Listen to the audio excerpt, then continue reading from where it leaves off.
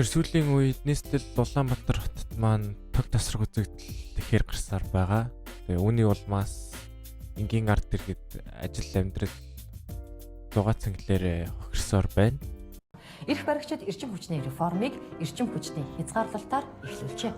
3 өрөөндөө гэрэл асаагаасаа тэгэл сууцгаачлаа.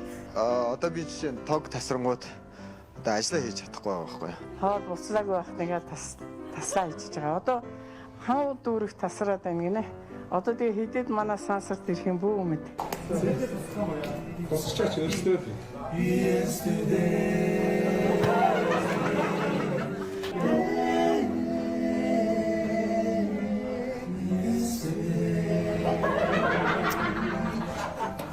Тэгвэл Улаанбаатараас хэд дахин том дэлхийн хэмжээний том хотод нэг өдрийн тог тасралт энгийн ард иргэдийн амьдралд хэрхэн нөлөөлсөн тухай өнөөдрийн бичлэгээр ярих болно.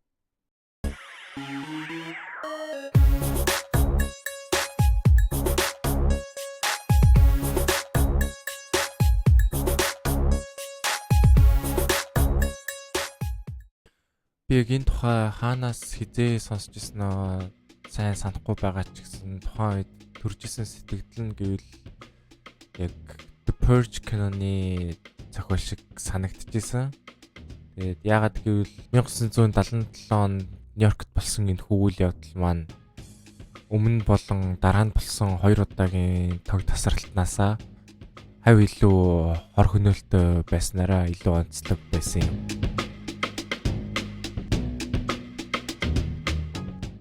1977 оны 7 сарын 13-ны оройн 8 цаг 27 минутанд нар жаргаж гэгээ тасарсан ба үүнээс 10 минутын дараа хаадсан голын ойролцоо 3 удаагийн маш хүчтэй аянга буусан байдаг. Үүний улмаас Цөмийн цахилгаан станцаас Нью-Йорк хот руу дамжуулдаг цахилгааны маш чухал шугамуд гэмтсэн ба дамжин явах жижиг станцуудад ачаал ихсэх аюул тулгарсан юм. Энэхүү асуудлыг операторууд хурдан арга хэмжээ авсан бол шийдвэрлэж болох байсан боловч маш олон хүмүүсийн хоорондын үл ойлголцол болон буруу мэдээлэл дамжуулснаас болж маш их цаг алдсан байдаг. Тэгээ үүний улмаас дамжин явах станцууд нэг нэгээрээ үйл ажиллагаагаа зогсоож 9 цаг 37 минут гэхэд Нью-Йорк хотын хамгийн том цахилгаан станц үйл ажиллагаагаа зогсоосноор хот тэр чигээрээ түнэр харанхуйд автсан юм.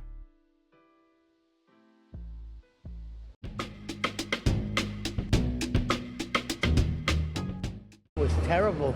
I could see from my window there everybody looting, taking furniture, everything. People was getting hurt, stealing, looting, and it wasn't a pretty thing. It was awful. Би өмнө хэлсэнчлэн энэхүү 77 оны тог тасралт нь бусдаасаа илүү хор хөнөөлтөй байсан нь хэд хэдэн шалтгаантай юм. Тухайн үед Нью-Йорк хот нь эдийн засгийн уналтанд орж ядуурл, ажилгүйтэл газар авч үүний улмаас гэмт хэргийн гаралт маш өндөр хувьтай байсан юм. Үүний нэг жишээ нь тухайн үед Son of Sam гэх нэртэй 8 хүний бууд жалсан цуврал алуурчны гэмт хэрэг хотын иргэдийг айдас татуулаад байсан юм. Мөн энэхүү өдрийг бусад тохиолдлуудтай харьцуулахад тог тасралт харьцангуй орой буюу ихэнх бизнесүүд гадалгаа хаасны дараа болсон нь хулгай дэрэм хийхэд илүү амар болгосон гэж үздэг. Тог тасраснаас хойш 10 цагийн үе гэхэд хот төр чигээрээ тоггүй болсныг ойлгосон хүмүүс зах замбраагүй дээрэм тонол галт төмөр зэрэг гэмт хэрэг үлдэж эхэлсэн байдаг. All the services had deteriorated. The subways were filled with graffiti, crime, police, fire, sanitation, education, social services had all been decimated. Энэхүү галзуурл нь 25 цагийн турш үргэлжилсэн бөгөөд маргааш өглөө нь гэгээ орж өдөр болсон ч гэсэн гэмт хэрэгүүд гарсаар байсан юм. 23 онд гаргасан энэхүү оройн статистик судалгаагаар хотын 31 гудамж болон түүний эргэн тойрон гэмт хэрэгт өртөж тэр дундаас хамгийн хүнд буюу Бродвей гудамж 134 байгууллага, дээрэмдүүл 45 байгууллага галт өртсөн байдаг. Тухайн орой нийт 1616 дээрэм, 1037 галын дуудлага өртөгдөж 550 цагдаа бэртэл гэмтэл авч 3776 хүн баримтлагдсан. Тухайн оройн нийт хохирлын хэмжээ тухайн үеийн ханшаар 300 сая доллар буюу өнөөдрийн ханшид хүргүүлвэл 1.5 тэрбум долларын хохирол амссан байдаг.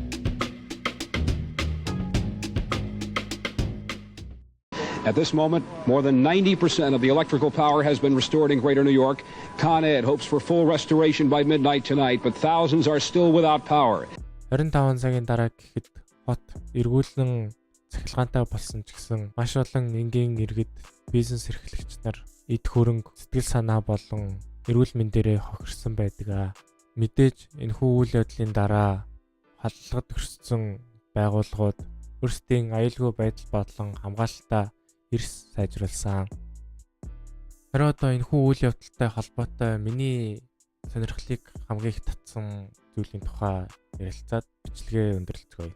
Before that blackout, you know, we had literally just maybe 4 or 5 legitimate DJ crews. Өнөөдрийн pop соёлын нэгэн томоохон хэсэг болох хипхоп урлаг нь 70-аад оны эхээр үсэж өгдсөн байдаг бөгөөд 77 оны энэхүү дээрмийн үеэр хэдэн мянган долларын үнэтэй DJ сетнүүд тухайн үедээ боломжгүй байсан хипхоп DJ нарын гарт маш хямдхан очисноор хипхоп урлагийн хөгжилд маш том нөлөө үзүүлсэн гэж үздэг.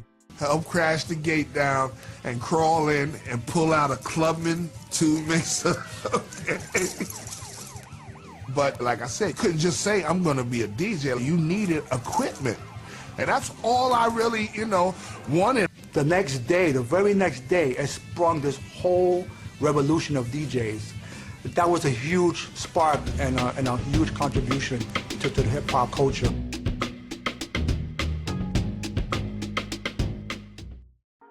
За тэгээд бичлэгийнхаа төгсгөл Улаанбаатар хотынхаа асуудлыг өнөөдрийн бичлэгний сэдвтэйгээ харьцуулаад дүгнэхэд мэдээж манай Улаанбаатар хотын асуудал бол нэг өдрийн биш маш олон жилийн үргэлжилж байгаа асуудал.